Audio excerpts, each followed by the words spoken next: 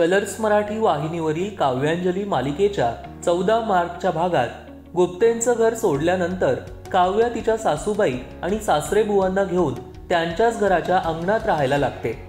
मग काव्या मीनाक्षीला म्हणते, वादळाचा सामना केल्यानंतर छोट्या छोट्या वावटळींना घाबरायची काहीच गरज नाहीये।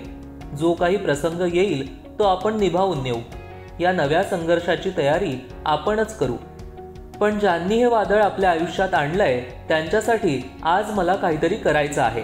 काव्याचं असं बोलणं ऐकून मीनाक्षी सुद्धा विचारात पडते की काव्या आता नेमकं काय करणार।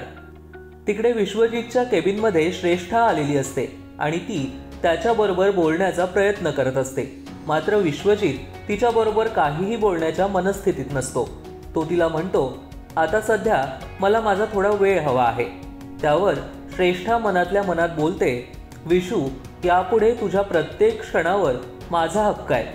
आता तुझ्या आणि माझ्या मधात कोणीही आलं तर मी त्यांना कुठे गायब करेल हे त्यांनाही कळणार नाही।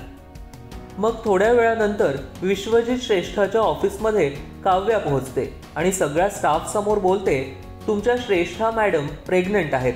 विश्वजित सरांचं बाळ वाढतंय त्यांच्या पोटात। हे ऐकताच सगळेजण चकित होतात। त्यानंतर मग काव्या तिने आणलेले विश्वजित आणि श्रेष्ठाचे फोटोज सगळ्यांसमोर दाखवते।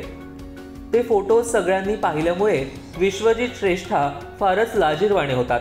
त्या दोघांना खूपच ऑकवर्ड फील होतं। आता विश्वजित श्रेष्ठाच्या या कारनाम्यांमुळे ते ऑफिसमधून काढून टाकले जाणार का हे पाहणं महत्त्वाचं असेल। पाहायला विसरू नका काव्यांजली रात्री 8:30 वाजता आपल्या कलर्स मराठीवर।